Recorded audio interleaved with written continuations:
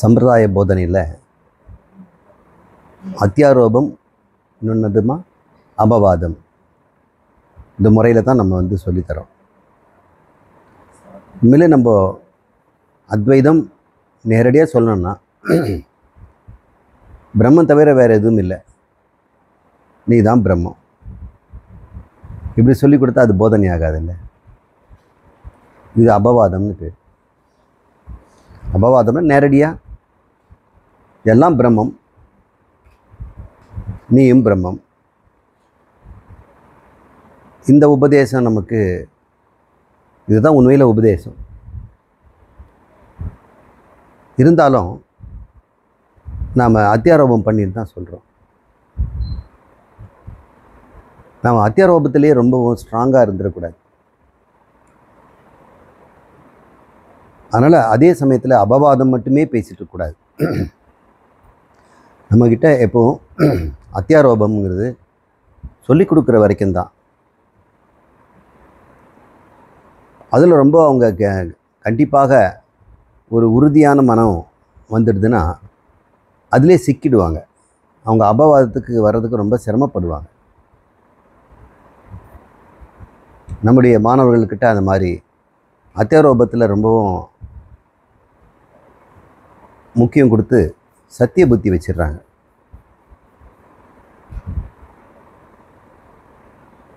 ஏன்னா பிரம்மம் என்பது ஒன்று தான், ரெண்டற்றது. ஏன் ரெண்டற்றதுன்னு சொல்லணும்? ரெண்டாவது ஒன்று இருக்கிறதுனால. இப்போ இரண்டற்றதுன்ற சொல்ல அத்வயம் அப்படின்னு சொல்லக்கூடிய சொல்லிலேயே அத்தியாரோபம் இருக்குது. ரெண்டாவது இருக்குது அப்படின்றத சொல்லிட்டு அப்புறம் இல்லைன்னு சொல்லுது.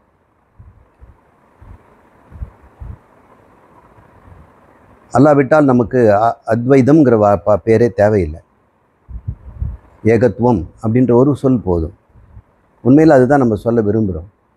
அப்படி சொல்லும் பொழுதே சொல்கிறவன் ஒருத்தன் கேட்குறவன் ஒருத்தன் இருக்கிறதுனால ஏகத்துவம்ன்றது சொல்கிறது முரணால்ல.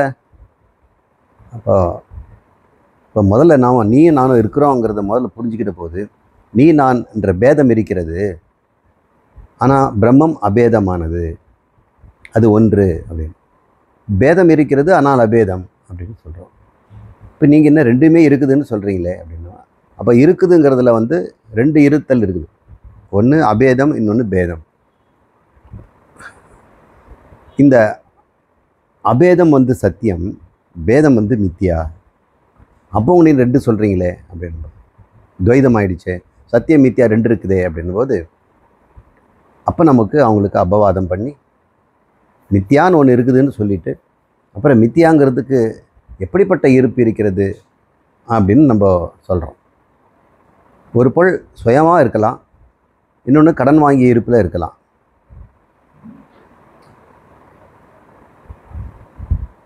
சுயமாக இருக்கிறதுக்கு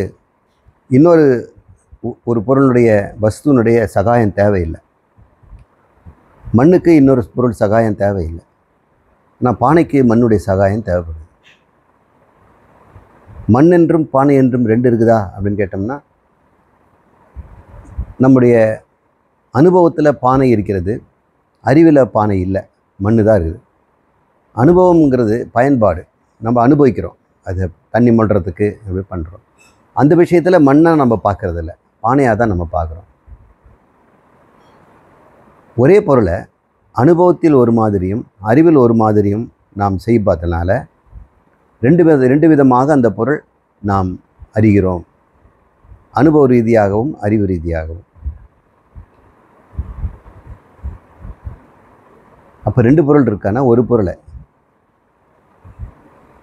இந்த மாதிரி நம்ம புரிஞ்சிட்டோம்னா, ரெண்டு பொருளை அனுபவ ரீதியாக வேறு மாதிரியும் அறிவு ரீதியாக வேறு மாதிரியும் பயன்படுத்துகிறவங்க. அப்போது இதில் எது உண்மையான அதனுடைய வஸ்துனுடைய தன்மை சொரூபம் அப்படின்னும்போது அந்த அறிவு ரூபமாக பார்க்குறதுக்கு தான் அந்த தன்மை பொருந்தும்.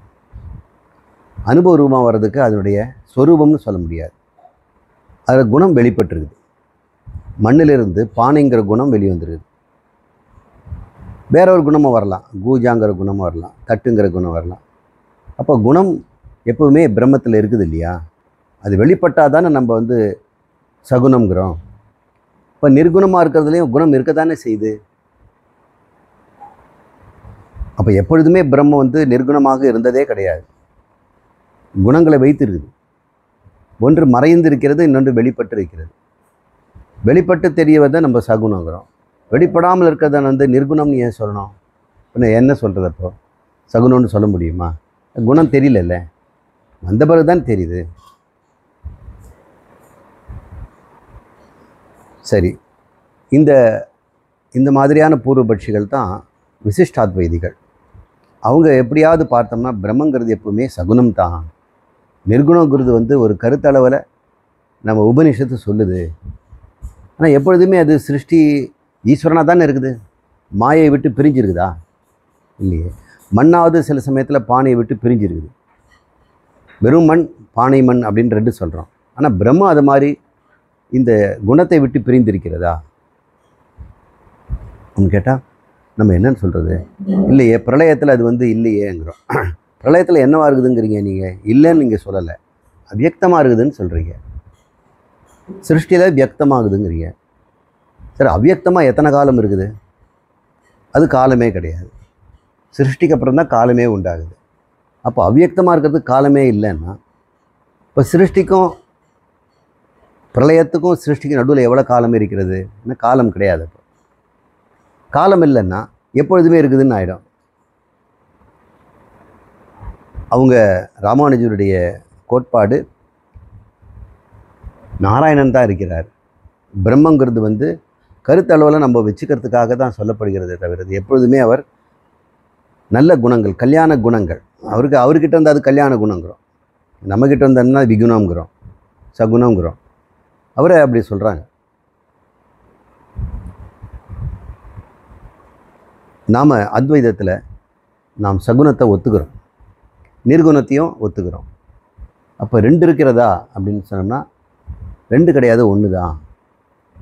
எதன் அடிப்படையில் நீங்கள் குணத்தை ஒத்துக்கிறீங்க, எதன் அடிப்படையில் குணத்தை நீங்கள் வந்து கணக்கில் எடுத்துக்கிறது இல்லை, எண்ணிக்கைன்னு எடுத்துட்டோம்னா பிரம்மம் ஒன்று தான். நீங்கள் குணத்துக்கு ஒரு எண்ணிக்கை கொடுத்துட்டீங்கன்னாக்கா சகுன பிரம்மம் ஒன்று, நிர்குண பிரம்மம்னு ரெண்டு பிரம்மம் ஆகிடும். அப்போ இறைவன் பிரம்மம் ரெண்டு பொருளில் நீங்கள் சொல்ல வேண்டியிருக்கும். எண்ணிக்கையில் அது ஒன்று தான். ஆனால் அது வந்து ஒரு தன்மை இருக்கத்தான் செய்து வெளிப்படுகிறது என்று நம்ம ஒத்துக்கிறோம்.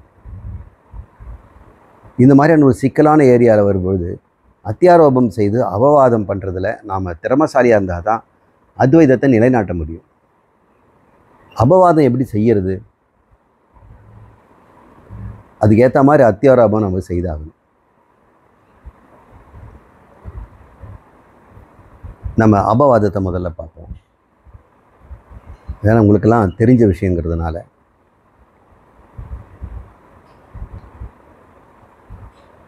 இப்போ ஒரு தெர்மாமீட்டர் வந்திருக்குது, வெப்பமானி.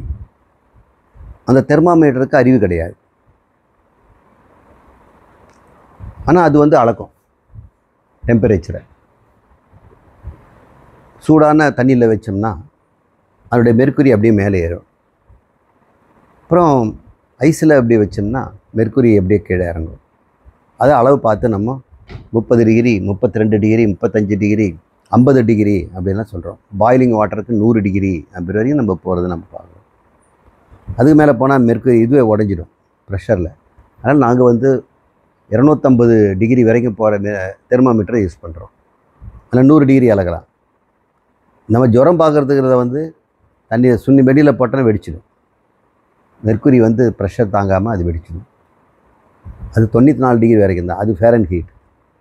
அது 28 டிகிரி இந்த கணக்கில் இருக்கும். சரி, இந்த தெர்மாமீட்டருக்கு அறிவு கிடையாது. ஆனால் சுற்றுச்சூழலுக்கு ஏற்ற மாதிரி மாறுதா இல்லையா? வெளியே குளிர்ச்சியாக இருந்தால் இது வந்து தன்னிடமும் குளிர்ச்சியை ஒரு அளவில் காட்டுது. அது குளிர்ச்சியா அப்படின்னு நமக்கு தெரியாது. தெர்மாமீட்டருக்குள்ளே மெர்க்குரிக்கு குளிர்ச்சிங்கிற உணர்வே கிடையாது. சுருங்குது. வெப்பத்தில் வச்ச உடனே அது வெப்பங்கிற உணர்ச்சி கிடையாது, ஆனால் விரிவடையுது.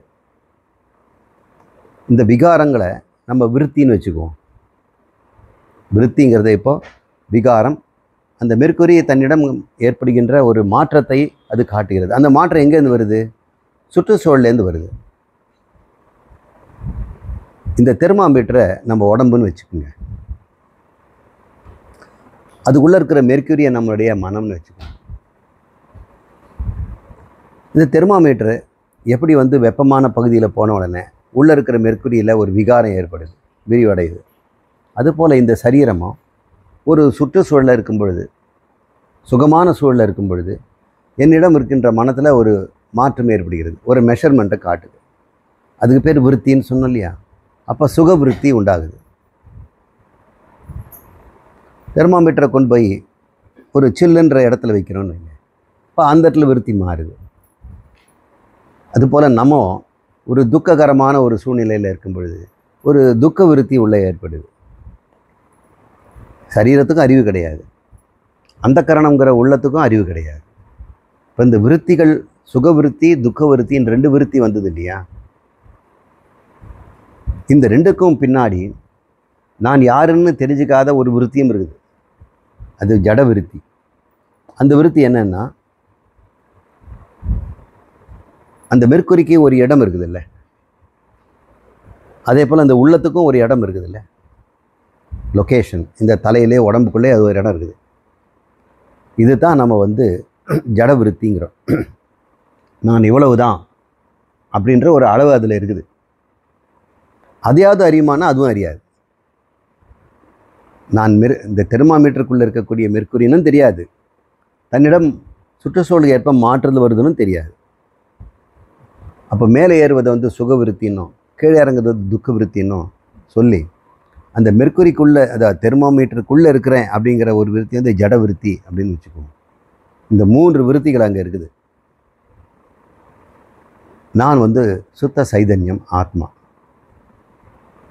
என்னை உடம்பாக பார்க்காதீங்க, பிரம்மமாக பாருங்கள். நான் என்ன பண்ணறேன், பிரவேசம் பண்ணுறேன். இந்த தெர்மாமீட்டர்லேயும் அந்த மெர்க்குரிக்குள்ளேயும் பிரவேசம் பண்ணிட்டேன். என்னுடைய தன்மை என்ன? ஜடம் கிடையாது. என்னுடைய தன்மை சுத்த சைதன்யம், உணரக்கூடியது, அறிவக்கூடியது. ஆனால் எனக்கு அறிவதற்கு 2வது ஒன்று இல்லாதனால, நான் 2அற்ற ஒன்றான்றதுனால, நான் அறிவு உணர்வுங்கிறத சிருஷ்டிக்கு அப்புறம் தான் சொல்ல முடியும். சிருஷ்டின்னு ஒன்று இல்லாத போது அது சைதன்யம், சித் ஸ்வரூபம், போதஸ்வரூபம் அப்படின்னு மட்டும்தான் சொல்ல முடியுமே தவிர, அதுக்கு அறிவு இருக்கிறது, உணர்வு இருக்கிறதுங்கிறத சிருஷ்டிக்கு பிறகு தான் சொல்ல முடியும். சிருஷ்டிக்கு முன்னாடி நான் இருக்கிறேன். அப்போ எனக்கு தன்மை என்ன? சைதன்யம். இப்போ நான் நுழைஞ்ச உடனே என்னுடைய தன்மை என்னவாகும்? சைதன்யம் இப்போது அறிவும் உணர்வும் உடையதாக மாறிடுச்சு. இப்போ நான் தெர்மாமீட்டரில் போனவுடனே என்னுடைய முதல் உணர்வு என்ன இருக்கும்? நான் தெர்மாமீட்டருக்குள்ளே இருக்கிறேங்கிற உணர்வு தானே வரும். அப்போ தெர்மாமீட்டருங்கிற ஒரு சரீரத்தை நான் உணர்ந்து விட்டேன். அந்த உணர்வு எங்கே நடக்குது? என்கிட்ட தான் நடக்குது. அதுக்கப்புறம் இது மெர்க்குரி ஏறி இறங்குது, சுக விருத்தியும் துக்க விருத்தியும் வருது. அப்போ ஆத்மா அனாதி காலத்திலேருந்து சரீரங்களில் இருந்துக்கிட்டே இருக்கிறதுனால எப்பொழுதுமே அந்த ஆத்மா, அதாவது சரீரகத ஆத்மா, சரீரத்தில் அளவுக்குள்ளே இருக்கிற ஆத்மாவுக்கு, வெளியே இருக்கிற பரமாத்மாவுக்கு அது கிடையாது. உண்மையிலேயே உள்ளே இருக்கிற ஆத்மாவுக்கு கிடையாது. ஆனால் ஏதோ ஒரு வினோதம், ஒரு பிராந்தி ஞானம் அங்கே உண்டாகுது. சரீரம் இந்த தெர்மாமீட்டர்லேயும் மெர்க்குரி இருக்கின்ற ஒரு தன்மை உணரப்படுவதால் என்னிடம் இருப்பதாக அது நினைக்குது. அப்போ நான் துக்கி, நான் சுகி அப்படிங்கிற ஒரு பிராந்தி உணர்வு வருது. அது பிராந்தி உணர்வுன்றதை நம்ம ஒத்துக்கவே மாட்டேங்கிறோம். அது நிஜ உணர்வு, நான் தான் அப்படின்னு நினச்சிட்டு இருக்கிறோம். இது பிராந்தி உணர்வு அப்படின்றது எப்போன்னா, இந்த வகுப்பில் நம்ம அபவாதம் பண்ணும்போது தான் நம்ம தெரிஞ்சுக்கிறோம். நீ அறிபவனும் இல்லை, உணர்பவனும் இல்லை, அது எப்படி உனக்கு சுக துக்கம் வரும்? அப்போ உனக்கு சுக துக்கங்கள் உன்னிடம் இருப்பதாக நினைப்பது ஒரு பிராந்தி. அங்கே போனவொடனே ஒரு பிராந்தி. சில டஞ்சன் இருக்குது நம்ம லண்டன் போன்ற இடத்துல எல்லாம், இங்கிலாந்து, அயர்லாந்து, ஸ்காட்லாந்து, அங்கெல்லாம் பழைய பழைய கோட்டைங்கள்லாம் இருக்குது. அதில் மக்களெல்லாம் டார்ச்சர்லாம் பண்ணியிருக்கிறாங்க. டார்ச்சர் பண்ணுறதுக்குன்னே சில இடங்க இருக்குது. சினிமாலாம் டார்ச்சர் பண்ணுறதெல்லாம் நீங்கள் பார்ப்பீங்க. இதெல்லாம் ரொம்ப சில்லற. அவங்க பண்ணுற டார்ச்சர்லாம் அங்கே ஓலமிட்டு அழுது கற்று செத்துருக்குறாங்க. நிறைய கபாலங்களும் எழுதுமும் இருக்குதுன்னு வைங்க. உங்களுக்கு அந்த விஷயம் எதுவும் தெரியாது. ஆனால் நம்ம அறியாமல் அந்த சூழ்நிலைக்கு போகும்பொழுது நம்ம உடம்புல ஒரு மனசில் ஒரு பயம் வருது இல்லை?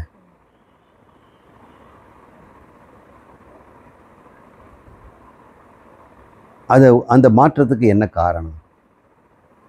ஒரு சூழ்நிலையினால் நம்மிடம் ஒரு விருத்தி உண்டாகுது. அதை நான் உணர்கிறேன். நான் எங்கே இருக்கிறேனோ அதை நான் உணர்கிறேன். அதே நான் வேற ஒரு இடத்துல நான் செல்லும் பொழுது, குழந்தைங்கள்லாம் விளையாடுற ஒரு பூங்காவில் அங்கே சறுக்கு மெத்தையிலெல்லாம் இறங்கியெல்லாம் விளையாடும் பொழுது நான் சந்தோஷத்தை உணர்கிறேன். அப்போ நான் என்ன செய்கிறேன்? உணர்பவன் தான். அதில் என்ன தப்பு இருக்குது? உன்னுடைய தன்மையை உணர்வது, இருக்கிற பொருளை தெர்மாமீட்டர் எனக்கு எப்பவுமே சில்லுன்னு வைக்காதீங்க, ஹாட்டில் தான் வைக்கணும் அப்படின்லாம் எதுவும் கேட்கறது இல்லை. எந்த மாற்றம் சுற்றுச்சூழல் வந்தாலும் அது இருக்க தான் செய்யுது. அது சுகதுக்கம்னு அது பாகுபாடு பண்ணுறதில்ல. இந்த பிராந்தி ஞானத்தை நம்ம சீர்தூக்கி பார்க்கணும். அந்த டென்ஷனில் போகும்போது ஏற்படுகின்ற பயம் ஒரு பிராந்தி. ஏன்னா சினிமாவில் அது மாதிரிலாம் நமக்கு சொல்லி கொடுத்துருக்குறாங்க. சில படம் சந்திரமுகி இந்த படத்தில் பார்த்தோம்னா அந்த பழைய பங்களா, தூசி தும்பு, அங்கே பழைய பொருட்கள் இதெல்லாம் பார்க்கும்போது ஒரு பயத்தை உண்டாக்குறாங்கல்ல, ஒரு பிராந்தி நமக்கு உண்டாகுதில்ல. நம்ம அங்கே இருந்தோம்னா அந்த ஒரு பயத்தை நம்ம அனுபவிக்கிறோம். அது நிஜம் இல்லை. அங்கே பயப்படுறதுக்கு ஒன்றுமே இல்லை.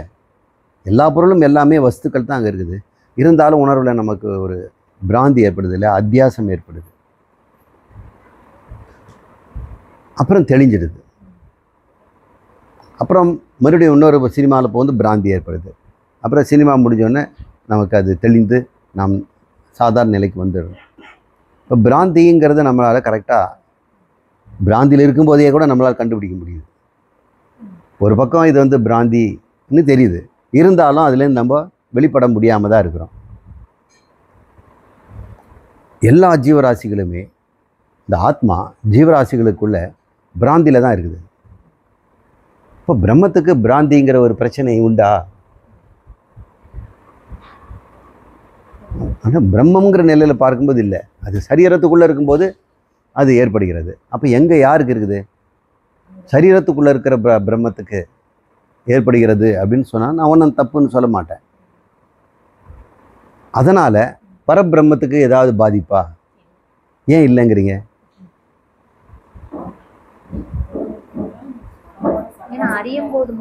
அப்போ எத்தனை பிரம்மம் இருக்குது? ஒரு பிரம்மம் தான் இருக்குது. எந்த பிரம்மம் அறியலை, எந்த பிரம்மம் அறியுது? ஒரு பிரம்மன் தான் அறியுது, அறியலை.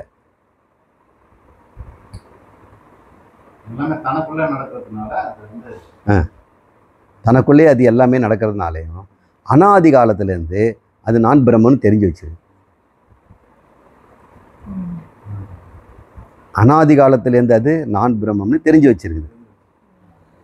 அதனால் அது சிருஷ்டிக்கப்பட்டு அது பயப்படுறதில்லை.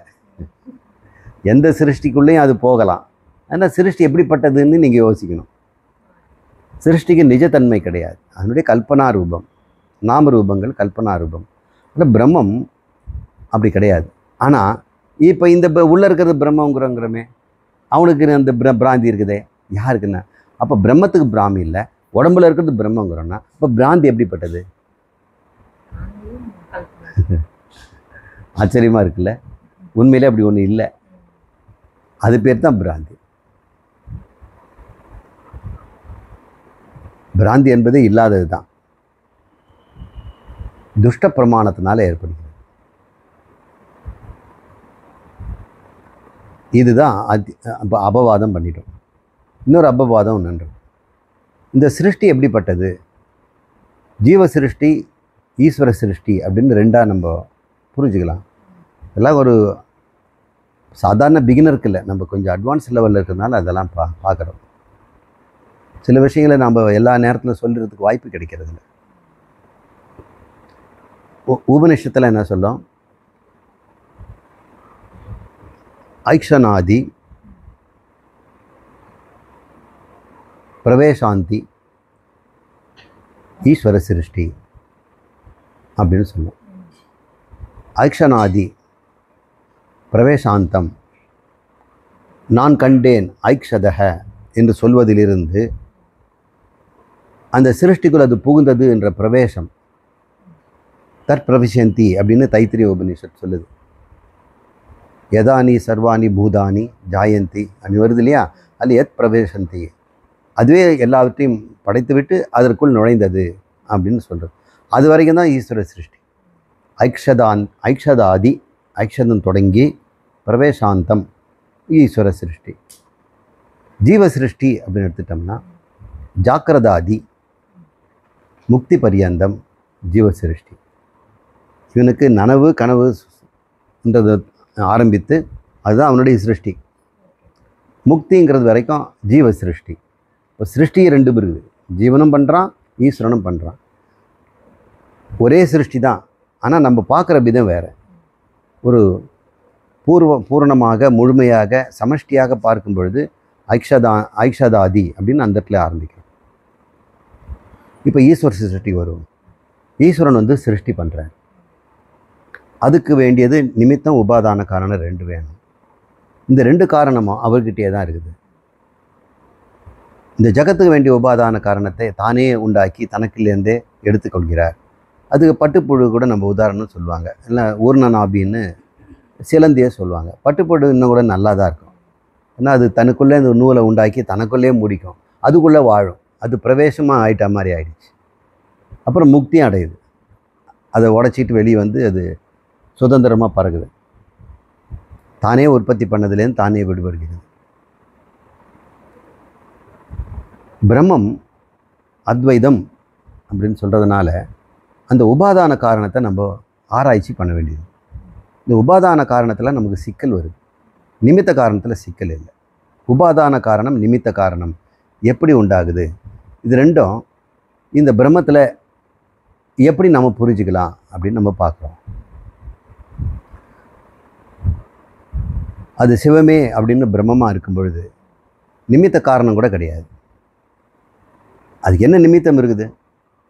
சிருஷ்டி பண்ணும்போது தானே நிமித்தம் உண்டாகுது. அப்போ அது நிமித்த காரணமும் கிடையாது, அது காரணமே கிடையாது. ஏன்னா காரியமே இல்லை. காரியம்னு வந்த பிறகு தான் காரணம் வரும். இப்போ ஜகத்துன்னு வந்த உடனே அதுக்கு வேண்டிய நிமித்த காரணனாக அவர் மாறணும்னா அவர் என்ன செய்கிறாரு? தன்னிடம் இருக்கிற சத்துவ குணத்தை வெளிப்படுத்துகிறார். அப்போ ஒரு குணம் இருக்குது அவர்கிட்ட. அது வந்து அவருடைய சத்துவ குணம். சத்துவ குணம்னா அறிவு, சர்வஜத்துவம், அறிவு. பிரம்மத்துக்கு அறிவு இருக்குதான்னு நம்ம கேட்க மாட்டோம். ஏன்னா அது அறிவதற்கு ஒன்றும் இல்லாதனால அது ஞானஸ்வரூபம் போதஸ்வரூபம்னு நம்ம சொல்கிறோம். இப்போது சத்துவத்தோடு இருக்கும் பொழுது, சத்துவ குணத்தோடு இருக்கும் பொழுது இப்போது அறிவு தொழிலுக்கு அவர் ரெடியாக இருக்கிறார். தொழில் ரீதியான அறிவு வந்துடுச்சு. முதல்ல தொழில் இல்லாத நிர்விகார ஞானமாக அவர் இருக்கிறார். இப்போ தொழிலுக்கு வந்துட்டார். அந்த சத்துவ குணத்தில் இருக்கக்கூடிய பிரம்மத்தை சைதன்யத்தை தான் வெளிப்படுத்துறது தான் மாயா அப்படின்னு சொல்கிறோம். அதுக்கு மாயான்னு பேர். அதுதான் நிமித்த காரணம். அப்போ தான் இப்போ அறிவு படைக்கிறதுக்கு வேண்டிய ஸ்கீம் எல்லாம் அவருக்கு டெவலப் ஆகுது. இப்போ மாயாங்கிறது என்னென்னா, சென்ற பிரளயத்துக்கு முன்னாடி இருந்த பிரபஞ்சத்தினுடைய அனைத்து ரெக்கார்டும் அங்கே இருக்குது. எல்லாம் டிஜிட்டல் ரெக்கார்டாக வச்சுருக்கிறார். அதை யுகபத்தாக அவர் பார்க்குறார். நாம் வந்து சிருஷ்டியை வந்து கிரமமாக சொல்கிறோம் புரியறதுக்காக, ஆகாசம் வாயு. ஆனால் அவர் யுகபத்தாக பார்க்குறார். எப்படி நம்மக்கிட்ட இருக்கிற ரெக்கார்டை எடுத்து கனவில் ஒரே சமயத்தில் பார்க்குறோம், அது பேர் யுகபத். ஆனால் சொல்லிக் கொடுக்கும்போது கிரமமாக சொல்லித்தரோம். அப்போ கிரமமே கூட அத்தியாரோபம் தான். அதெல்லாம் அபவாதம் பண்ணுறது தான் இப்போ பேசுகிறோம். அப்போ இந்த டிஜிட்டல் ரெக்கார்டை அவர் பார்க்குறாரு. இப்போ சிருஷ்டிங்கிறது என்ன? பார்க்குறது தானே, ஐக்ஷத அப்படிங்கிற. இப்போ பிரளயங்கிறது என்ன? பார்க்குறது நிறுத்திக்கிறது தான். அவர் எப்படி பண்ணுறாரு நமக்கு ஒன்றும் புரியல. நாமளே நம்ம செய்கிறோம், ஒரு பாட்டை நினைக்கிறோம், அப்புறம் பாட்டை நினைக்காமலும் இருக்கிறோம். அப்போ அந்த பாட்டை என்ன பண்ணோம்? மறைச்சி உள்ள விழுந்துச்சுமா? நாம் ஒரு முயற்சியும் பண்ணவே இல்லை. அது கொண்டு வர்றதுக்கும் நம்ம எதுவும் முயற்சியும் பண்ணலை. அது பாட்டு நடக்குது. அந்த நிலையை நம்ம சத்துவம் அப்படிங்கிற மாயை. அவர்கிட்ட இருக்கக்கூடிய ரஜோகுணம் ஒன்று உண்டாகுது. அந்த ரஜோகுணம் வந்து இயக்க ரூபமாக இருக்குது. இந்த சத்துவத்தில் இருக்கக்கூடிய எல்லா விதமான தகவல்களையும் அவர் இணைக்க ஆரம்பிக்கிறார். அப்போது ஒரு வெறும் கலர் மட்டும்தான் இருக்குது. இப்போ நான் சேர்க்க ஆரம்பிச்சிட்டேன். அது அவருடைய சத்துவம் தான் பண்ணுது. இப்போ அந்த சத்துவத்துக்கு மலின சத்துவம்னு வேறு.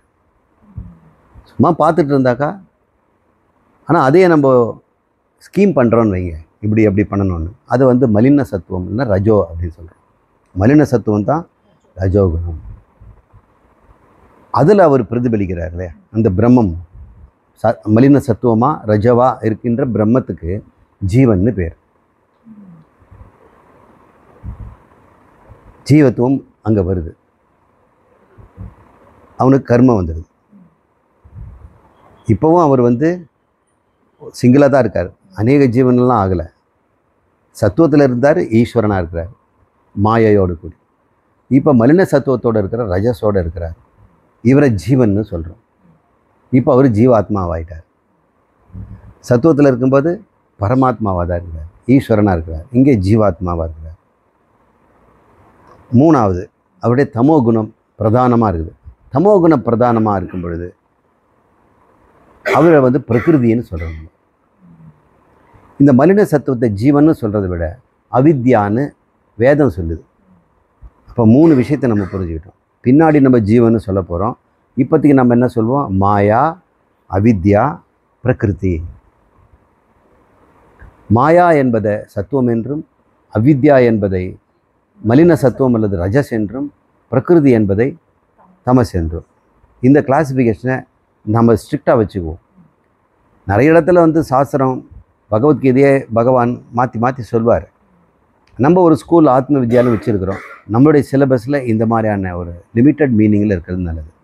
பிரகிருதியும் மாயாவையும் நம்ம எப்படி பயன்படுத்தணுங்கிறது இப்போ நீங்கள் இப்போ தெரிஞ்சுக்கிட்டீங்க. இது ஒரு சிஸ்டம் ஆஃப் டீச்சிங்கில் நம்ம கொண்டு போவோம். இப்போ சத்துவமும் சத்துவ பிரதான பிரம்மம் என்ன பேர்? மாயா. ரஜோ பிரதானமான பிரம்மத்தின் பேர் அவித்யா. தமோ குண பிரதானமான இருக்கக்கூடிய பிரம்மத்துக்கு பேர் பிரகிருதி என்று பேர். இப்போ பிரகிருதியை கொண்டு ஸ்தூல உடம்பை படிக்கிறார். அவித்யாவை கொண்டு காரண சரீரத்தை படிக்கிறார். இப்போ காரண சரீரம் யார்? அவித்யா. அவித்யான்னு என்ன? காரண சரீரம்னா என்ன? ஏன்னா அது ரஜோகுணத்தில் இருக்கிறதுனால இயக்க ரூபமாக இருக்குது, கர்ம ரூபமாக இருக்குது. அப்போ அந்த இடத்துல அந்த ஆத்மா அல்லது பரமாத்மா அதில் பிரதிபலிக்கும் போது செயலூக்கம், அறிவூக்கம், அனுபவ ஊக்கம் உடைய ஒரு பொருளாகிடுது இல்லையா? பிரம்மன்றது அதில் தெரியாது. அவித்யா நான் பிரம்மன்றது தெரியாத, நான் அறிபவன், செய்பவன், உணர்பவன்கிற ஒரு தன்மை வருது இல்லை, அதை அவித்யான்னு சொல்கிறோம். இப்போ பிரம்மமும் ரஜோகுணத்தில் இருக்கும்பொழுது அறிபவனாகவும் செய்பவனாகவும் உணர்பவனாக மாறி. இப்போ இந்த மாதிரி ஒரு ஆளுக்கு உடம்பு கொடுத்தா தான் அறிய முடியும், உடம்பு கொடுத்தானே செய்ய முடியும். அதனால் அவித்யாவை கொண்டு போய் எங்கே போடணும்? சரீரத்தை தமோ குணத்தில் பிரகிருதியில் சிருஷ்டி பண்ணணும். இப்படி தான் பண்ணுறார். இது அத்தனையுமே அவருடைய குணத்தில் ஏற்படுகின்ற சலனங்கள் தான். இது அத்தனையுமே அவருடைய சங்கல்பம்னு சொல்கிறோம். ஏன்னா கல்பனை, சங்கல்பம்னா கல்பம், கல்பிதம்னா கற்பனை தான். கற்பனை பற்றி நமக்கு தெரியாதா? பகல் கற்பனையில் நம்ம என்னென்னவோ பண்ணுறோம்.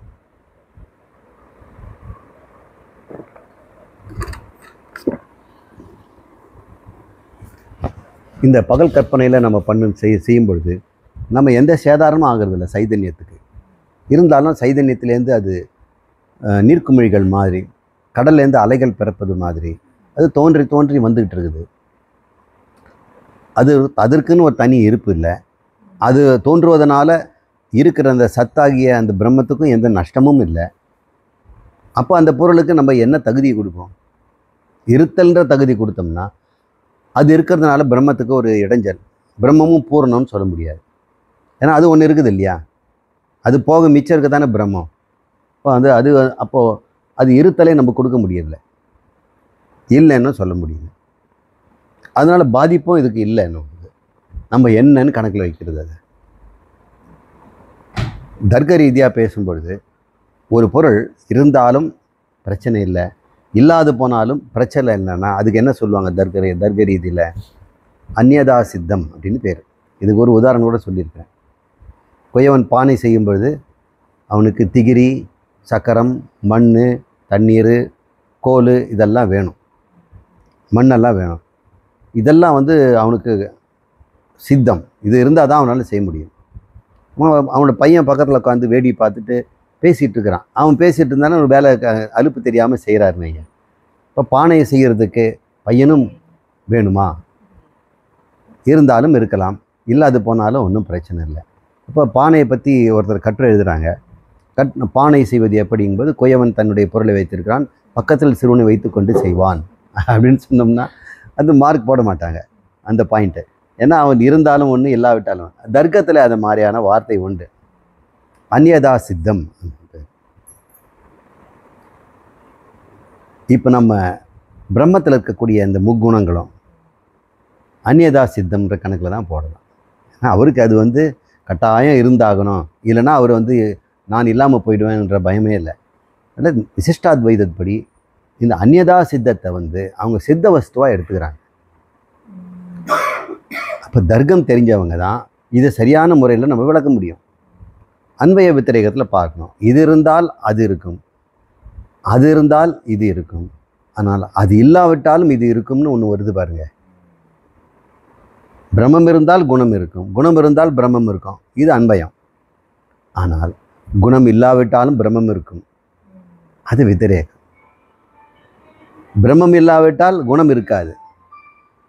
இப்போ நம்ம பார்த்தோம் இல்லையா, இது டிபெண்டன்சி, இண்டிபெண்டன்சி. அப்போ டிபெண்டன்ட் எக்ஸிஸ்டன்ஸு, இண்டிபெண்டன்ட் எக்ஸிஸ்டன்ஸுன்னு ரெண்டு இல்லை, ஒன்று தான்.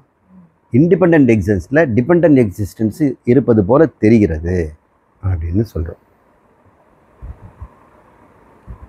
இப்போ நம்ம அத்தியாரோபம் படிச்சிட்டோம். இப்போ அத்தியாரோபம் நமக்கு தெளிவாக இருக்கிறதுனால இந்த பிரபஞ்சத்தை பிரம்மமாக நீங்கள் இருந்து எப்படி பார்க்கணும்? உங்களுடைய சிருஷ்டியை நீங்கள் பார்க்குறீங்க, அது என்னன்னு பார்க்கணும் பிரம்மம். இப்போ நீங்கள் சரீரத்துலேருந்து நீங்கள் திங்க் பண்ணுறீங்க, எண்ணம் மனம்ங்கிற ஒரு கருவியை கொண்டு நீங்கள் இப்போ கற்பனை பண்ணுறீங்க. இப்போ பிரம்மத்தை கற்பனை பண்ணுறோம், அது கற்பனைக்கு எட்டாதது.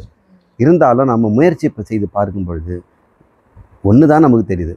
எவ்விதம், அதுக்கு ஒரு திருஷ்டாந்தம், எவ்விதம் எனது கற்பனைகள் என்னை விட்டு அகலுவதில்லை, இரண்டாவது பொருளும் இல்லை.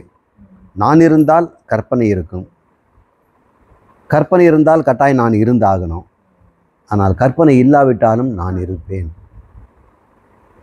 அப்படின்ற ஒரு நிலை வந்த பிறகு இப்போ நீங்கள் தான் பிரம்மம்னா இந்த ஜகத் உங்களுடைய கற்பனைன்னு நீங்கள் புரிஞ்சுக்கணும். நான் இருந்தால் இந்த ஜகத் இருக்கும்,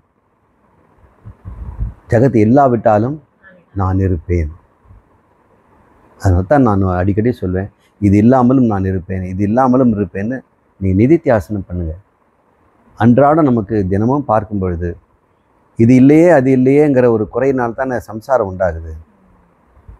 அந்த இல்லாமல் எல்லாம் நீங்கி நமக்கு இல்லைன்னு சொல்வதற்கு ஒன்றுமே இல்லை, நானே எல்லாமாக இருக்கிறேன் அப்படின்னும்போது இது பயிற்சி பண்ணும்பொழுது அன்றாடம் நாம் இது இருந்தால்தான் இருப்பேன்னு சொல்கிறக்கூடிய பொருள் ஏதாவது இருக்குதா பார்த்தாலும் பொருளில் எதுவும் தெரியாது. இது இல்லாமல் இருப்பேன், இது இல்லாமல் இருப்பேன். ஆனால் உறவுகள் இல்லாமல் இருப்பேனா அப்படின்னு யோசனை பண்ணி பார்க்கணும். அப்படியே நீங்கள் இருந்து பார்க்கணும். பல நேரங்களில் நான் கேட்குறேன், நீங்கள் 2 நாள் இருந்து இந்த பாடம் கற்றுக்கலாமே அப்படின்னு நம்ம சொல்லும்பொழுது, இல்லையா எனக்கு ஒரு பேரன் இருக்கிறான், ஒருத்தர் சென்னையிலேருந்து வந்தார். அவர் சென்னையிலேருந்து அவருடைய பூர்வீகம் திருச்சி. அவர் ஒரு கிறித்தவர் தான். திடீர்னு வந்துட்டார் ஆசிரமத்துக்கு. வந்தபோது தன் பெயரை சொன்னார். நான் நீண்ட நாளாக அதை கேட்டுட்ருக்கேன், ஐயா நாங்கள் பார்க்குறேன் அப்படின்னு. சார் நீங்கள் வந்து கேட்டுட்ருக்குறீங்க, எந்த அளவுக்கு நீங்கள் புரிஞ்சுக்கிட்டீங்கன்னு தெரியல. 2 நாள் இது மாதிரி அடிப்படைக்கு அவர் சொன்னது அதுதான். எனக்கு ஒரே பையன், கல்யாணம் பண்ணி கொடுத்துட்டேன். இப்போது அவங்க மருமகளும் அவங்களும் வேலைக்கு போகிறாங்க. இந்த பேர குழந்தையோட நான் பழகிட்டேன். நான் இல்லாமல் அவன் ஸ்கூலுக்கும் போக மாட்டான், குளிக்கவும் மாட்டான், அப்படி பண்ணிட்டேன்னு சொல்கிறாரு.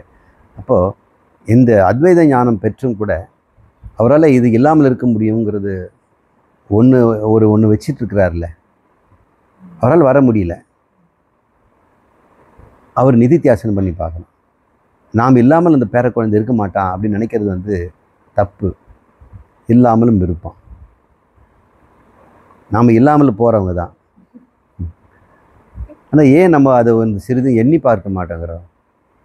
அது ஒரு காரணமாக சொல்லி இந்த பிறவியில் கிடைக்கக்கூடிய ஒரு முக்கியமான ஒரு வாய்ப்பை நம்ம நழுவ விடுறோம். இப்போது அந்த இடத்தான் பற்று பந்தம் அப்படி எப்படி உண்டாகுதுன்ற நம்ம யோசிக்கணும். அவரால் இப்போ ரிட்டையர் ஆனதுனால அந்த தொழில், அதுக்கு உண்டான ஒரு மரியாதை, மெட்ராஸ் யூனிவர்சிட்டியில் ஒரு கிளர்க்காக இருந்தவர் போன்றது, யூனிவர்சிட்டியில் கிளர்க்காக இருந்தவர், கௌரவமான ஒரு வேலை தான். இப்போ அவர் ரிட்டையர் ஆகிட்டார், அவர் சும்மா தான் இருக்கிறார். அது இல்லாமலும் இருக்கிறார். புகழ், பொருள், நிறைய நண்பர்கள் இப்போ இல்லை, இருக்கிறாரு. ஆனால் ஏதாவது ஒன்று இருக்கணும் அப்படின்னு பிடிச்சி வச்சுக்கிறாங்க பாருங்கள். அந்த அத்தியாரோபம் பண்ணுவதற்கு நாம் இது இல்லாமல் இருக்க முடியும். நம்மக்கிட்ட தான் நம்முடைய சிந்தனைகளை சீர்தூக்கி பார்க்கணும். என்னுடைய எண்ணங்களும் நானும். எண்ணுகின்ற நான் எண்ணமற்றவன், எண்ணத்தின் தயவு இல்லாதவன். எண்ணங்களோ என் தயவில் இருப்பது. ஒவ்வொரு எண்ணமும் இருப்பதற்கே நான் தான் அதுக்கு சத்து கொடுக்குறேன். எப்படி பானைக்கு மண் சத்து தருதோ, ஆனால் மண்ணுக்கு, பானைக்கு ஸ்பூர்த்தி தர்றதில்லை மண். ஏன்னா மண்ணுக்கே ஸ்பூர்த்தி இல்லை. ஸ்பூர்த்திங்கிறது விளங்குதல். நான் என் எண்ணத்துக்கு சத்து கொடுக்குறேன். அந்த எண்ணங்களுக்கு வடிவெல்லாம் வருது, அவங்களுக்கு நாம ரூபங்களை கொடுக்குறேன். அதே சமயத்தில் அது இன்னொரு பொருளை பார்க்கக்கூடிய ஸ்பூர்த்தியை நான் தரேன். அதனால தான் அந்த கரணெல்லாம் உண்டாகுது. இப்போ இந்த ஒட்டுமொத்த ஜகத்தே என்னுடைய கற்பனை அப்படின்னு நம்ம பார்க்கணும். இதுதான் அபவாதம்.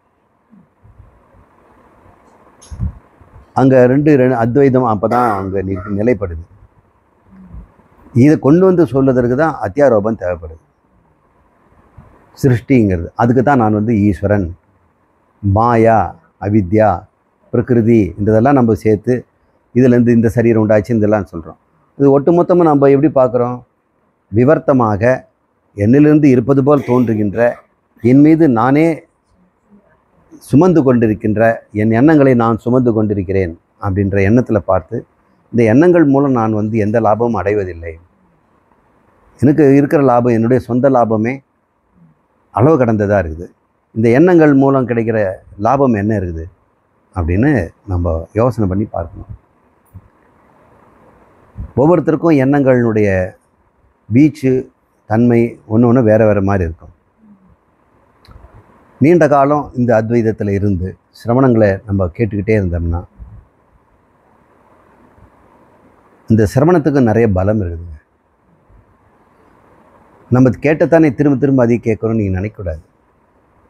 ஆனால் சிரவணம் பண்ண பண்ண பண்ண நீங்கள் குரு கிட்ட அருகாமையில் இருக்கிறீங்க.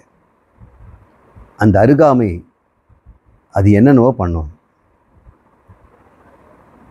அதே சமயத்தில் பல குருக்கிட்ட நம்ம போய் அந்த பல விதமான லெக்சர்ஸ் எல்லாம் கேட்கும் பொழுதும் அந்த அருகாமை போகிறது வாய்ப்பு இருக்குது. இன்னும் ஸ்ரத்தை குறைஞ்சி போகுது. அவங்க அத்தியாரோபத்தை வலிமைப்படுத்திடுவாங்க. நம்ம அபவாதம் போய்கிட்டே இருக்கும் பொழுது அது அத்தியாரோபம் அதிகமாகிடும். அதில் நம்ம ஒரு பக்கத்தில் இருக்கிறது நல்லது. நமக்கு வேண்டியது பிரமாணங்கள், பகவத்கீதையும் உபநிஷத்தும் பிரம்மசூத்திரமும் மற்ற கிரந்தங்களும். இந்த கிரந்தங்களை யார் உள்ளபடியே சொல்லித்தராங்களோ அவங்களும் போகும். ஒருவேளை எங்கள் குருநாதருக்கு இந்த கிரந்தம் சொல்லி தெரியாது, அவர் இதை படித்தது இல்லைன்னா நீங்கள் அதை போய் படிக்கலாம். அது சிரவணத்தோட கூட இருக்கிறதுக்கு சமம். இந்த சிரவணம் பண்ண பண்ண பண்ண இந்த உலகம் பொய்ங்கிறதும் எல்லாம் கற்பனைங்கிறதும் தானாக உண்டாகும். அந்த சமயத்தில் அந்நியதா சித்தம் வளர்ந்துடும். சிரவணம் கேட்கும்போது தனக்குள்ள ஒரு பெரிய மாற்றத்தை அது உண்டாகுது. இந்த மாற்றத்தினால நாம் முன்னெல்லாம் இது பிடிச்சி வைக்கணும், இதை சேர்த்து வைக்கணும்னு நினச்சதெல்லாமே இப்போ நம்ம விட்டுறதை பார்க்குறோம். புதுசாக சங்கல்பங்கள்லாம் உதிக்கிறதே இல்லை. ஒரு விடுபட்ட நிலை இருக்கிறத நம்ம பார்க்குறோம். இதில் முக்கியமானது மானம். இந்த மானம் அதை காப்பாற்றுறதுக்காக நம்ம நிறைய செலவு பண்ணிட்டோம். எண்ணிரட்ட பொருளை மானத்துக்காக தான் வாங்கியிருக்கிறாங்க. மானம் போய்டுங்கிறதுக்காக பொருள் செலவு பண்ணுறாங்க, அதுக்கு கர்மங்களை பண்ணுறாங்க. இந்த மானம் இந்த சிரவணத்தினால கொஞ்சம் கொஞ்சமாக போகும்போது அமானித்துவங்கிற ஒரு நிலை வரும். இப்போ பார்த்தா நம்ம வந்து காற்று மாதிரி எல்லா இடத்துலையும் போக முடியுது, எல்லார் முன்னாடியும் நிற்க முடியுது. சிலர் முன்னாடி நிற்கிறத தயங்குவோம், சிலர் முன்னாடி நிற்க பிடிக்காது, சிலர் முன்னாடி போக பயப்படுவோம். இப்போ அதெல்லாம் போயிடும். யார் முன்னாடியும் நிற்கலாம், யார் முன்னாடி இல்லாவிட்டாலும் நிற்கலாம், எங்கும் இருக்கலாம். எது குறித்த நம்மக்கிட்ட இந்த கருத்து தோன்றுவது கிடையாது. பேத புத்தி வராது. பேத புத்தி வந்துடுச்சுன்னா உயர்வு தாழ்வு பார்ப்போம். மானம் வந்து மெஷர் பண்ணும், நான் அதை விட உயர்வாக கம்மியாக அப்படின்னு. இப்போ பேத புத்தி போயிட்ட உடனே மானமும் போயிடும். அந்த அபேத புத்தி தான். நம்ம சேகர்ஜி கூட சொன்னார், பங்க்சர் போடுற கடையிலையோ அல்லது ஒர்க் ஷாப்லேயோ ஒரு பேத புத்தி இருக்கும்போது இவங்கெல்லாம் இப்படி தான் செய்வாங்க, சொன்ன நேரத்தை கொடுக்க மாட்டாங்க அப்படின்னு. சில சமயம் நாம் வந்து ரயில்வே புக்கிங்க்கு நான் போகும்பொழுது க்யூவில் ரொம்ப நேரம் நின்றுட்டு என் பங்கு வரும், நான் வந்து நிற்பேன். ஆனால் அந்த சமயம் பார்த்து யாரோ ஒருத்தர் பின்னாடி அவங்ககிட்ட பேசுவாங்க. அப்புறம் சரி அவங்க பேசி முடிச்சிட்ட பிறகு எழுதுவார், நமது வந்து சொன்ன உடனே சொல்லும் போது அவங்க எழுந்து போவாங்க. அப்போ நமக்கு ஒரு மானம் போகும், இது கோபம் வரும். இது என்ன இவ்வளோ நேரம் காத்துட்ருக்கோம், நம்மளுடைய நேரம் வரும்போது இப்படி ஆச்சே அப்படின்னு எல்லாம் தோணும். இந்த சிரவணம் கேட்க கேட்க பார்க்கும்பொழுது அந்த அபேத புத்தி போயிடுது. தன்னை வந்து உயர்த்தி பார்க்கிறதோ தாழ்த்தி பார்க்கணுன்றதோ அந்த எதுவுமே இல்லாததுனால உலகத்தை நம்ம வேடிக்கை தான் பார்க்குறோம். ஏன் ஒரு வேளை புக் ஆகாமல் ட்ரெயினில் இல்லைன்னா நம்ம என்ன செத்தாக போக போகிறோம், இல்லாமலா போக போகிறோம். அந்த ஆனந்தம் இருக்குது. அந்த ஆனந்தமும் நிம்மதியும் சாந்தியும் இருக்கும் பொழுது நமக்கு எது நடந்தாலும் நாம் அதை ஏற்றுக்கொள்வோம். பகவான் கிருஷ்ணா தான் சொல்கிறார், சமத்துவம் அப்படின்னு சொல்கிறார். லாப அலாபம், ஜெயம் அஜயம், சுகம் துக்கம் எல்லாத்தையும் சம லோஷ்ட அஸ்ம காஞ்சனை. இந்த கல் மண் ஓடு பொண்ணு எல்லாத்தையும் ஒரே மாதிரி பார்த்துக்கிட்டே இருக்கக்கூடிய அந்த நிலையை நம்ம சிரவணத்தில் தான் கிடைக்கும். மனனம் கூட தேவையில்லை. சிரவணமே மனனம் கூட ரொம்ப தீவிரமாக இந்த மாதிரி இது வந்து சத்துவம், இது வந்து ரஜஸு, இது தமசு, இது பேர் மாயா, இது அவித்யா அப்படின்லாம் நம்ம மனனம் பண்ணலாம். அதை மற்றவங்க எப்படி சொல்கிறாங்க, இது இந்த சிரவணத்தினால நம்மக்கிட்ட பெரிய மாற்றம் வரதை நீங்கள் பார்க்கலாம். மற்றவங்களுக்கு இதை வார்த்தையிலோட எடுத்து சொல்ல முடியாது. அவங்க சிரத்தை இருக்கிறபோது இந்த மனனத்தை சிரவணத்தை அவங்க தொடர்ந்து கேட்கும் பொழுது ஆடியோலையோ அல்லது நேரடியோ குருக்கிட்டேயோ சந்தர்ப்பம் கிடைக்கும் போதெல்லாம் நம்ம கேட்டுகிட்டே இருந்தோம்னு சொன்னால் இந்த அமானித்துவங்கிறது தானாக வந்துடுது. உங்களுக்கு அந்த நிலை பார்த்தீங்கல்ல, அமானித்துவ நிலை, அது கூடவே அதம்பித்துவம் வந்துடுச்சு. தம்பமும் இல்லை, தம்பம் செய்ய வேண்டிய அவசியமும் இல்லை, மானித்துவம்ன்றதும் இல்லாமல் போயிடும். அந்த இடத்துல பார்த்தோன்னா ஒரு பிரசாந்தி நிலையம், ஒரு நிலைப்பாடு நம்ம இருக்கிறத பார்க்குறோம். அப்போ மற்ற சுற்றுச்சூழலும் கூட அதுக்கேற்ற மாதிரி மாறும். நம்மளை பார்த்து அவங்களே பார்த்தோம், ஐயா ரொம்ப நேரம் காக்க வச்சுட்டேன் இல்லைங்களா, நான் அதை இப்போயே பண்ணி கொடுத்துறேன் சார் அப்படின்னு அவங்க உடனடியாக ஒரு சந்தோஷமாக பாட்டு பாடிக்கிட்டே வேலை செய்து நமக்கு சீக்கிரம் பண்ணி கொடுப்பாங்க. அது நல்லாவும் செய்து கொடுப்பாங்க. நம்ம எரிச்சல் கொடுத்தோம்னா அவங்க அதுக்கேற்ற மாதிரி வேலையை வந்து அளந்து செய்வாங்க, கணக்கு பார்த்து செய்வாங்க. இப்போ கணக்கு இல்லாமல் அவங்க செய்கிறத நம்ம பார்க்கலாம். இப்போ தெர்மாமீட்டர் கதைக்கு வருவோம். இந்த ஆத்மா சரீரத்துக்குள்ளே இருக்கும் பொழுது மட்டும், சரீரத்துக்குள் இருக்கின்ற பகுதியில் மட்டும், ஏன்னா அது எவ்வளோ இருக்குது, அது அளவற்றது. அந்த சரீரத்துக்குள் இருக்கிற இடத்துல மட்டும், அந்த இடத்துல மட்டும் ஒன்று வந்து அகங்காரம் தோன்றும். இங்கெல்லாம் தோன்ற மாட்டேன், இதில் கூட தோன்ற மாட்டேன். இது இங்கே ஆத்மா இருக்குது. எங்கே அந்த காரணம் இருக்குதோ அங்கே அகங்காரம் தோன்றுது. அந்த அகங்காரத்துக்கு ஜீவன்னு பேர். அப்படி தோன்றுவதற்கு என்ன காரணமாக இருந்ததுன்னா, அந்த காரணம் இது போன்ற கல் மண் மாதிரி இல்லாமல் அது அறிவை பிரதிபலிக்கக்கூடியதாகவும் விருத்தி ரூபமாகவும் இருக்குது. இப்போ அதுக்கிட்ட ஒரு விருத்தி உண்டாகும் பொழுதுனாகும், என்ன பற்றிய விருத்தியாக அது இருந்திருக்கும்னு நினைக்கிறீங்க? அனாதி காலத்துலேருந்து அது இருக்கிற இடம் எங்கே? சரீரம். அதனுடைய நோக்கம் என்ன? சரீரத்தை காப்பாற்றுறது. ஏன்னா அந்த காரணத்தை முதல் டியூட்டி நாம் இருக்கிற வீடை நம்ம நல்லா வச்சுக்கணும். இந்த உடம்பு குழந்தையிலேருந்து அது நல்லா ஊட்டச்சத்தோடு எங்கெங்கெல்லாம் சாப்பாடு கிடைக்கும், எந்தெந்த மாதிரி பொருள் கிடைக்கும், எங்கே பணம் கிடைக்கும்ன்றதை தான் அந்த காரணம் செய்துட்ருக்குது. அப்போ முதல் குவாலிஃபிகேஷன் அந்த காரணத்துக்கு நான் உள்ளேன், உடம்பில் இருக்கிறேன் அப்படின்ற விருத்தி அதில் இருக்குது. அதனுடைய முதல் மெஷர்மெண்ட்டே அதுதான். இப்போ அதை போய் இந்த ஆத்மா பார்த்து தொலைச்சிடுச்சு. பார்த்த உடனே இது என்ன படிச்சிங்க அப்படின்னோடனே நான் உள்ளே இருக்கிறேன் அப்படின்னு. நம்ம அதே மாதிரி எத்தனையோ பொருளை பார்க்குறோம். இந்த புக்கு கூட நம்ம பார்க்குறோம், அதில் எழுத்துக்கள்லாம் இருக்குது. அது எழுத்துக்களெல்லாம் விருத்தின்னு வச்சுக்குவோம். ஏன்னா அந்த காரணத்தில் விருத்திகள் தானே இருக்குது. அந்த விருத்திகளை நம்ம ஆத்மா படிக்குது. அதே மாதிரி நம்ம புஸ்தகத்தையும் படிக்கிறோம். அந்த புஸ்தகத்தை படிக்கும் பொழுது அதில் இருக்கிற பொருள் வந்து நம்மை பாதிக்கும். பாருங்க, சில சமயம் படிக்கும்போது கண்ணில் தண்ணி வரும், சில சமயம் அந்த எழுச்சி வரும். இது வெற்றியே செய்தாகணும், இந்த ஹீரோவுக்கு நம்ம எப்படியாவது உதவி செய்யணும் அப்படின்னு நம்ம மனசில் அந்த கதைக்கு உள்ளே போயிடுறோம்ல. அப்போ ஆத்மா அந்த விருத்திகளோடு இருக்கும் பொழுது அதை அறியாமலே ஒரு பிராந்தியில் அந்த விருத்தி ரூபமாக இருக்கிறது. அந்த புக்கை மூடி பிடிச்ச பாருங்க, நாம் வந்து பரம்பொருள் ஆயிடுறோம், முக்தி வந்துடுது. இதை நம்ம புரிஞ்சிட்டோம்னா புக்கு படிக்கிறது நிறுத்துகிற மாதிரி, படிச்சுக்கிறது பேர் கதைன்னு தெரிஞ்சுக்கிட்டு இருக்கிற மாதிரி நம்ம எண்ணங்களையும் நாம் படிப்போம். ஏன்னா இது நாம் எழுதின கதை. ஒவ்வொருத்தரும் தொடர்கதை எழுதிட்டு வராங்க, ஜென்ம ஜென்மமாக. அது இந்த கதை முடிவதில்லை. இவன் ஏட்டில் முடியறதில்லை, அவன் ஏட்டில் முடிஞ்சிடுது. நாம் முடிக்காமல் கதையை தொடரோம். அடுத்த உடம்புல போயிட்டு மறுபடியும் புது கேரக்டரை கதையாக இருக்குது. எல்லாமே கதை எழுதுகிறோம். குழந்தையிலேருந்து கதை எழுதி பழகிட்டோம். அந்த கதையில் முக்கிய கதாபாத்திரம் நான். அந்த கதாபாத்திரம் எப்படிப்பட்டதுங்கிறத ஒரு கற்பனாரூபமாக உற்பத்தி பண்ணிகிட்டு இருக்கிறோம். இதை நம்ம ஆத்மா படிச்சுக்கிட்டே இருக்கு. ஏன்னா அதுக்குடைய அந்த தன்மை அதுக்கு இருக்குது. வேறு ஒன்றும் செய்யலை. அதுவாலாம் மாற வேண்டிய அவசியமும் இல்லை. அது படித்தாகணுங்கிறதும் கிடையாது. அது எங்கும் இருப்பது இங்கும் இருந்து தொலைகிறது. அது அறியக்கூடியதுனால அறிந்து தொலைகிறது. ஆனால் அந்த இடத்துல அந்த கதையில் இருக்கக்கூடிய கதாநாயகன் ஒருத்தர் இருக்கிறான் இல்லையா, அதை அறிவதனால ஒரு கதாநாயகன் அங்கே உண்டாகிறான். அந்த கதாநாயகன் உண்மையானோம்னா எந்த அளவுக்கு இந்த கதாநாயகன் எழுதப்பட்டது கற்பனையோ அந்த அளவுக்கு அவன் உண்மையாக இருப்பான். இப்போ அந்த கதாநாயகன் உண்மையிலே இருக்கிறானா, அது புத்தகத்தில் இருக்கக்கூடிய எழுத்துக்கள். இங்கே ஆத்மாவோ அதை அறிகிறது. அறிகின்ற நிலை என்னத்தை அறிகிறது? ஒரு கதாநாயகனை அறிகிறது. கதாநாயகன் அறிந்தேன் அங்கே இருக்கிறான்னு சொல்லிட்டா பரவாயில்ல.